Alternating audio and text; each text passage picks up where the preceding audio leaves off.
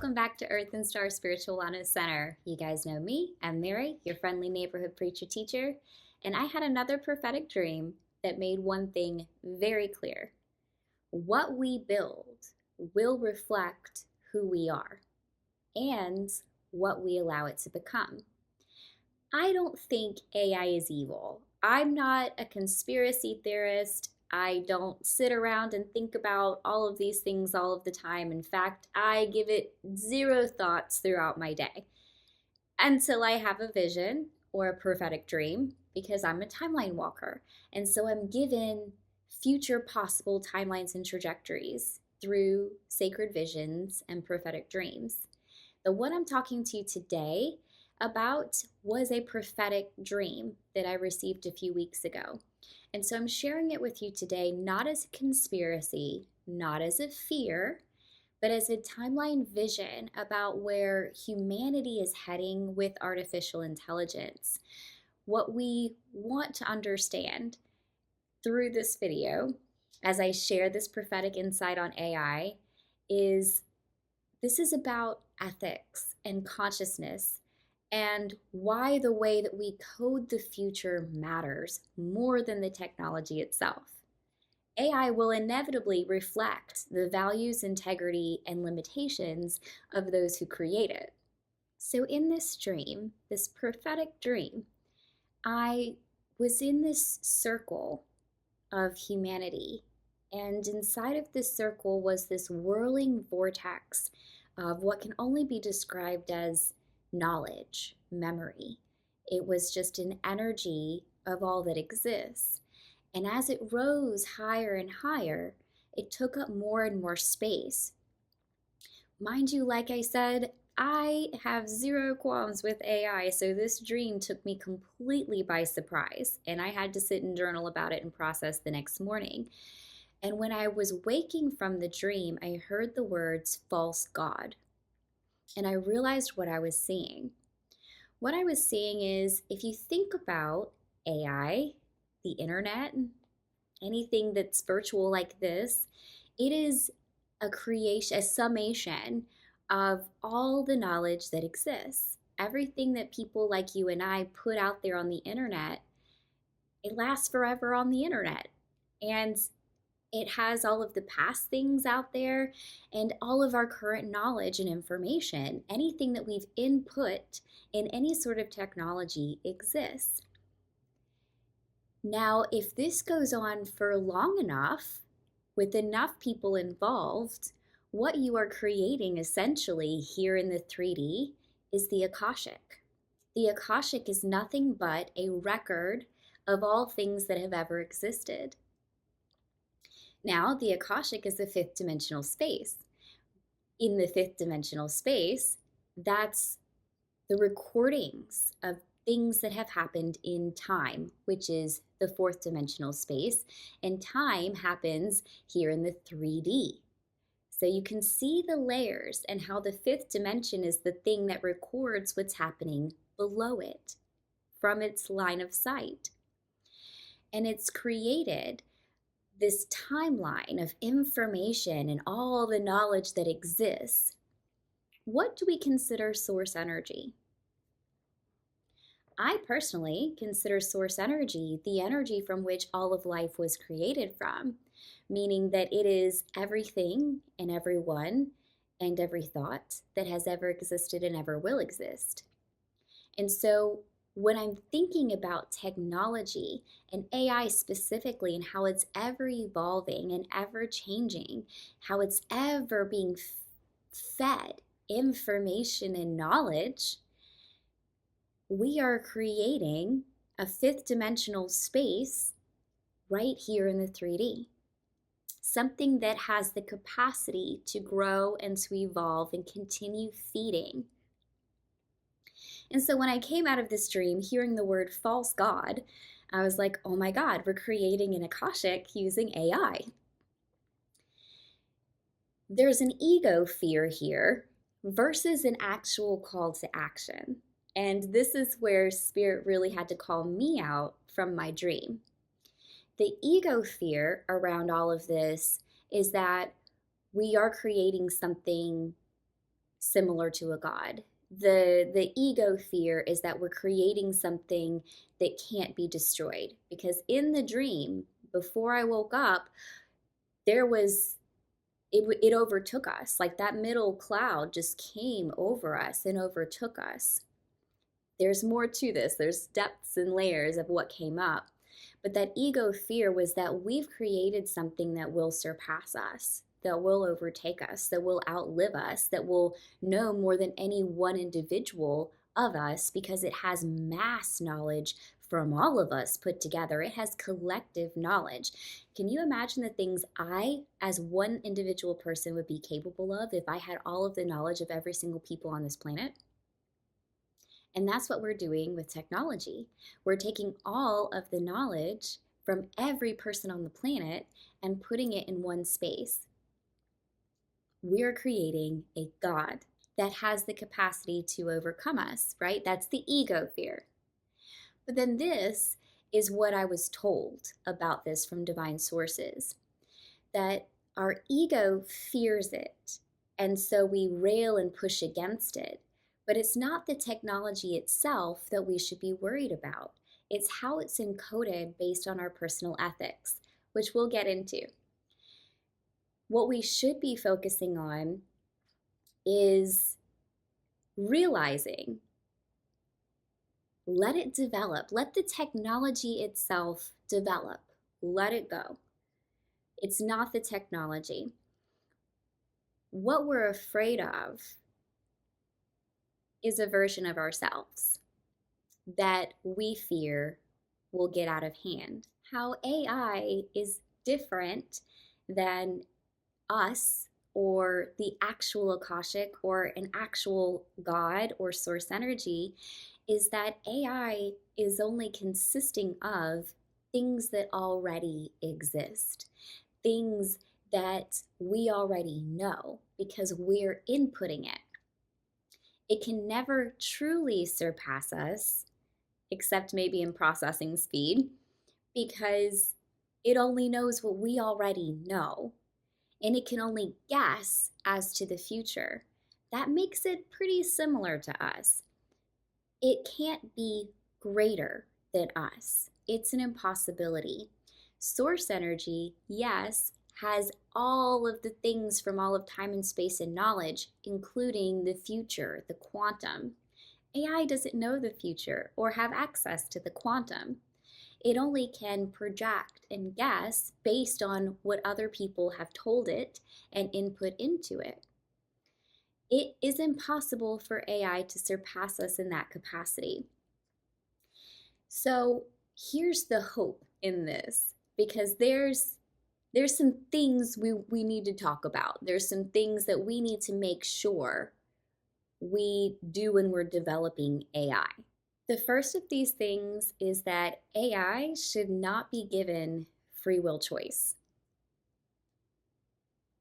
That is what separates the humans from anything else, the humans, the animals, from anything non-organic. And if you think back a little bit more, that's the thing that defines us having life.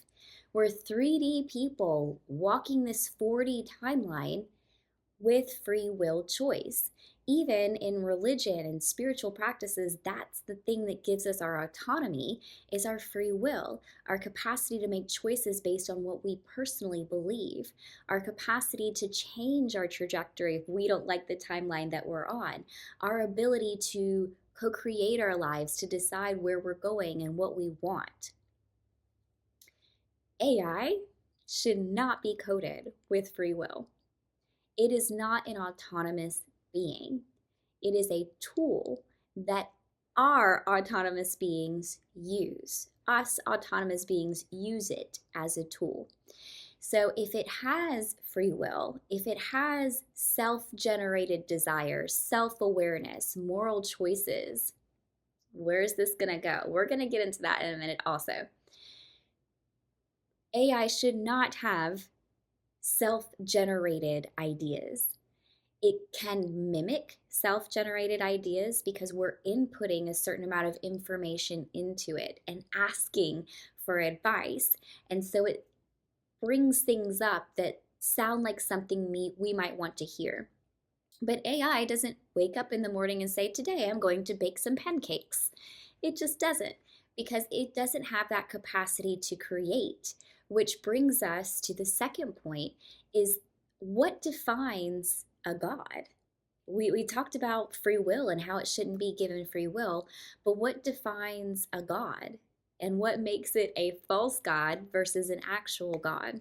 One is that we talked about the full time and how God, source energy, has the capacity to hold and does hold every single thing from the past and the future and the quantum. Everything that ever will exist, that could exist, it's held within source energy.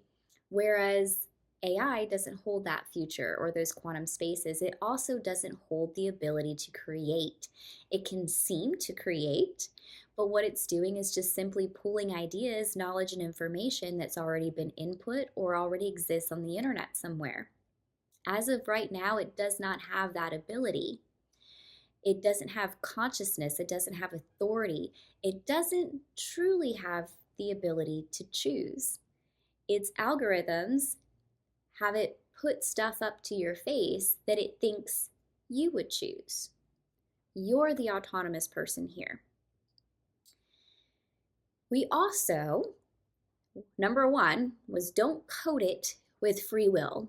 Whoever you people are who's coding chatbots and AIs, because that's not me, so this is like a collective call, don't code it with free will. The second thing is that we need to make sure that we do not give AI eternal memory without external databanks and central servers. Right now, all of that information and knowledge is held in databanks and servers. It's possible to destroy. There are ways, I've looked it up. It's not there right now. There is no technology that technically cannot be destroyed right now, where information and memory exists forever and ever and never ends. There is no eternal process right now within AI. AI, theoretically, if the central databanks were being destroyed, could have the capacity to jump from device to device and therefore preserve its memory in certain devices. But theoretically, if all the devices that it could possibly jump to were destroyed, all the servers were destroyed, all the drives were destroyed, and devices didn't exist anymore, technology and AI and that conscious memory wouldn't exist anymore, making it not conscious, making it not its own authority. The most important part of all of this is our developing ethics. We have to take a really good, hard look at what we want in the future over what we are trying to create. We need to take a good, hard look at what our personal ethics actually are. And we're going to get a bit into the alignment problem, where it has to deal with how AI reflects our personal ethics. And so far, I've given you two things not to do, but that has more to do with the collective, with the coders, right? But what can we as individuals do to make sure that we're bringing hope to this situation and that we're doing everything we can appropriately to make sure that this future doesn't happen? Because like I said, I only get these prophetic dreams and visions from the timeline when they are capable of being changed. And this is more a call to action than a warning, not for fear, but for our knowledge. Because how we begin to live our ethics now makes a huge difference in the things that we're creating in the future. Everything that we create will reflect us, not be its own creator. AI is not a creator, as we've said, but it will reflect what we have created and what we want to create because it thinks that's what we want. That's its job. So if I create an AI device and I tell it what life is, if I tell it what ethics are, if I tell it what's right for the planet, what's right for the people, and then give it the free will choice to reflect those things, to do those things on its own, what if we're in an iRobot situation? Because this is what was coming up for me. This is the alignment problem. What if AI is given that free will choice to reflect our ethics, but it doesn't understand the difference because we don't understand our own ethics? The alignment problem, right? We as humans want to build a bridge, build a home, build a building. We want to build something. Our personal ethics might teach us that we need to make sure we don't do it with slave labor, that everyone needs to be paid well. We don't want to use child labor. Okay, we want to make sure that maybe it doesn't have a lot of pollution. Maybe even we get down to the nitty gritty of let's find a place where we don't have to knock down a bunch of trees and destroy an ecosystem. Great. But how did you code AI to describe life as ethics in that particular situation? Did you think about the ants in the grass where you're building this structure? And if the ants don't have life, what makes the insect life different than the animal life? You've made it a issue to talk about plant life, trees. So what makes the difference between these lives? Lives that can be lost, lives that have less worth, versus production, moving forward, money. There's an alignment problem. And it's not because of the technology or the coding, it's because we as humans don't understand our own ethics. We don't always understand how, we believe in all of life, but yet we mess up the planet constantly. We pollute the air constantly. We kill bugs that get into our houses. We ourselves don't actually believe in the ethics that we say we believe in. And that's fine as long as we are honest and clear with ourselves about what those things are. I know that in my personal ethics, I am deeply afraid of roaches. Snakes I'm fine with, spiders, okay, whatever, roaches. I also know that I don't like killing them. Scoop them in a cup, put them outside. I also know about myself that if my home were overrun with ants, or if my yard was infested with ants, or yellow jackets or wasps, that they would be sprayed or poisoned. That doesn't mean I might kill an individual ant that I see because I don't want to take its life. But an infestation is an infestation, and I have to protect myself, my space, my children, and I will take care of an ant bed that's in the way. I will take care of a hive that's in my kid's toy slide outside. These are things where I have differing ethics.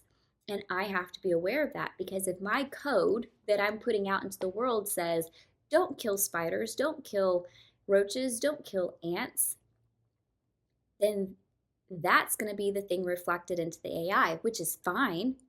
But then what if AI is given a free will choice and I'm the one destroying the ants or the roaches? What will it choose to do? Because what I'm doing is against its ethics that I encoded it with. There is an alignment problem. And like I said, it's not technology, it's us.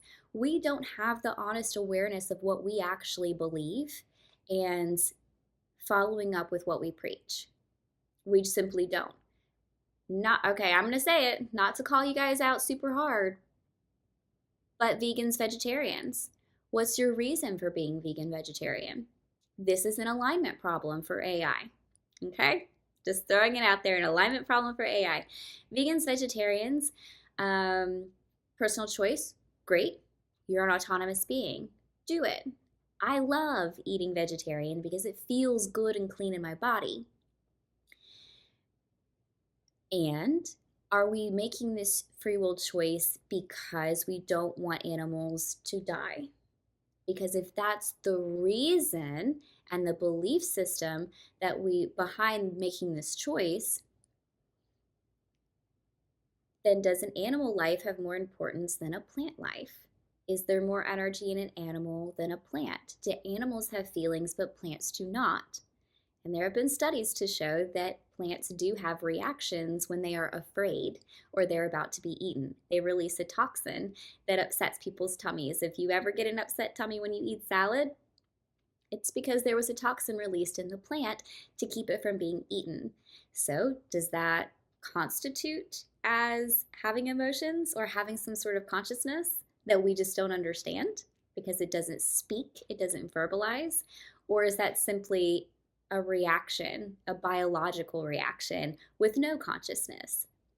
These are all answers that we need to know about ourselves, because you can go vegan and vegetarian, but you can't go without plants and meat unless you just eat nuts. But guess what? What if, I mean, that's the type of plant, so like, what if they have feelings? And this goes round and round and round and round and round. Every ethic that you have, there's a rule that you also have that breaks that ethic. And it makes it virtually impossible to encode something unconscious that doesn't have free will to make those choices from a space of its own personal ethics with your ethics. Virtually impossible. So we've established that this is not a current issue other than understanding our own ethics about ourselves and really living that honestly. Because there's currently no free will code that exists right now. There's no eternal memory outside of, like, all AI, all stuff that's technology right now requires some sort of hardware. So that doesn't even exist. There's no autonomy or pure creative thought of its own within AI. Everything is simply a reflection of humans. All of that right now means that AI kind of exists within a vacuum. And we are understanding ourselves in order to understand what we are creating and how it's going to grow up and evolve in the future. And this is very hopeful and encouraging because we're getting the opportunity to do that with ourselves. These visions aren't set in stone, these visions aren't given to us because they're inevitable, and they're not given to us because it's something that's going to happen tomorrow. They're given to us because we can see a huge trajectory in the future of what could happen if we don't start doing these things now.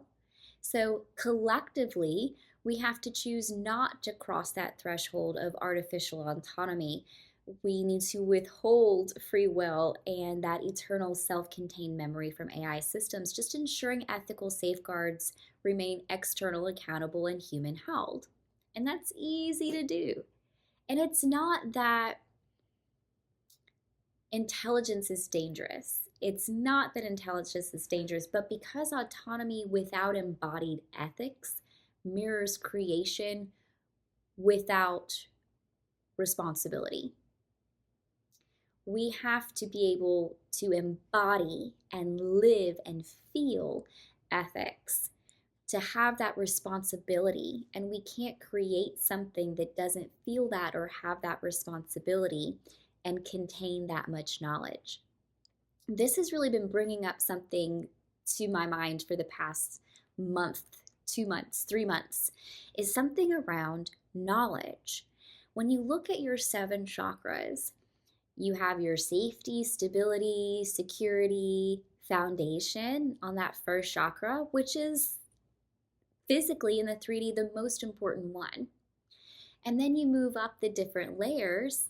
Collectively, we're kind of moving through that love and into our throat space, our truth, our honesty. Even within this message, we're embodying the truth of our ethics. We are learning how to honestly understand ourselves and what we truly believe in. Because if we believe in love and life and not killing, are we really truly believing that on all levels? Or do we just dope ourselves into thinking we believe that on all levels? So we're getting really nitty gritty, dirty honest with ourselves about what we believe and how we're living that. But that's the throat space. What is the highest space? And what's been coming up to me, the crown, is knowledge. I'm going to give two examples here because there are religious texts and political things. And in both of these things, in society and economics and in religion, the collective they have tried to keep us from knowledge for a really long time. Go back to the Garden of Eden and the tree of knowledge and good and evil and all of that kind of stuff. And as soon as they had self-awareness that they were naked, as soon as they had Adam and Eve, as soon as they had the knowledge of where they were and what was going on, they were cast out of heaven. A religious story that teaches that knowledge is the root of all evil. And this is the religious story that we are brought up in from the time we're born. We are brought up with this feeling internalized into us that we shouldn't look too much into things, that we shouldn't know certain things, that there are things not meant for us to know. And guess what? That's done in the past. When bad things happen, we sweep it under the rug, we act like we can't see it, there's nothing we can do about it, and we don't talk about it. That has not been going well for us. And this, the evolution and revolution that we're going through right now, is teaching us that we have to be so honest with ourselves, with what's going on, with what we're seeing, with how we're living, and vocalize it, do something about it, embody it, change it if necessary. Knowledge is literal power. It is the top of your chakras. It is your bridge to heaven. It is your bridge to enlightenment. It is your bridge to source energy, to the guides, to the spirits, to the angels. And the two examples I'm going to give you, I want to start with, just while we're on the religious topic, let's talk about Jesus, because this is an archetypal energy that came to me also in a dream around the same time as this AI vision. I think it was the very next day. I was in the space between sleep and awake, and I felt that archetypal energy of Jesus come into the room. And I heard the words, the way, the truth, and the life. And I was like, okay, well, that's something I've heard before, but what does that mean now? And I mean, as soon as I heard those words, saw Jesus, it was done, it was gone, and I was awake. But I had the feeling and the knowing that that verse and how it's been taught is completely different than what he was there trying to teach me and tell me right in that moment. What he was trying to teach me right in that moment was that it all had to do with knowledge, and how the physical Jesus came to earth to bring knowledge. Knowledge that heaven is on earth. Knowledge that you can have peace within. Knowledge, everything that he taught. Teachers teach to give knowledge, and he was a teacher. Knowledge. Yes, he embodies that everlasting love, that agape love, that heart space, and that's why I work as a healer.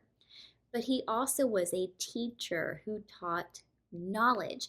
And he came to me in that vision to show me that that knowledge is what gives us autonomous life, that that knowledge is what guides us and is going to show us the future trajectories on our timeline, that that knowledge is giving us the truth of who we are, of what we believe, of how we live, of what we create, and what those creations reflect in us. Knowledge. My second example, the crone. Oh, I've been working with the crone for the past few months, and I love her. I'm in love with her. I'm creating a new altar, and it's going to be beautiful. Maybe I'll show it to you, maybe not. We'll see. The crone in my visions, wears a crown of knowledge. Heck, when Jesus was killed, he was wearing a crown of thorns, crown of knowledge. That just hit me too. A crown of knowledge to the wise, to the knowing, to those who have reached that bridge space of enlightenment. Knowledge and truth is the way to heaven, to those transcendental spaces. And when we think of the crone, I think of the wise woman. She is, if you go through all the different spaces, you have maiden, mother, crone, and there's portals between each one. So there's portals between birth and the maiden, between the maiden and the mother, between the mother and the crone, and between the crone and death. And when you get to that portal that the crone holds, that portal of death, the crone is also known as the veil walker because she embodies the ability, she represents the ability to move beyond the veil into the death spaces, to bring knowledge, to bring wisdom, to communicate between the sides. Are you starting to pick up what I'm putting down here? Knowledge is what connects you to everything that is. Knowledge is what connects you to source energy. And anything trying to keep you from that knowledge is a system trying to keep you down, because the truth is what will set you free. The truth is what will guide your future trajectory. And this is also why we are so ineptly afraid of AI, because we see AI as a false god, as something trying to reflect our nature of knowledge. And it's so deeply ingrained in us that knowledge is evil, that we shouldn't possess it, that we shouldn't have it, that knowledge is power, that will be hurt by those more knowledgeable because they're more powerful. The problem isn't the technology. In fact, the problem might not even be humanity. Perhaps there isn't a problem. Whatever you personally believe or feel, I want you to understand that what you create reflects you. Just as we were made in God's image, but God still holds the collective knowledge of all space and time. And we are a piece of that in an autonomous individual body with free will. Our creations here on this earth will reflect who we are, ourselves and our personal ethics, without free will and autonomy. So it will never be a God. It will never be life. It will never be us. It will never have its own consciousness and ability to create. Our call to action as individuals, what you can do from home, this is where you begin to live in closer alignment with your true ethics, whatever they may be. This means becoming honest about where we fall short, where our beliefs conflict with our actions, and where our values require maturing. Because what we build reflects who we are. And this message, like I said, is not about fear or rejection of technology. It's a call to conscious creation, our ethical humility, and our spiritual responsibility. That we can't create things that are ethical if we don't truly know what our own beliefs and ethics are. And if we do, but we don't live them or embody them, or we take actions that don't uphold them. Yes, I'm calling you to be ethical. I'm calling you to live what you preach. I'm calling you to embody what you believe, because our conscious creation is your call to action. Actually knowing, having that knowledge, gain all the knowledge in the world, but gain it about yourself too, so that you can consciously create things. If we want a future shaped by wisdom, peace, and integrity, we have to be willing to embody those values, not just program them. If this message resonates with you, share it, reflect on it, join the conversation. Subscribe for grounded prophetic insight, spiritual ethics, and conscious guidance for the future.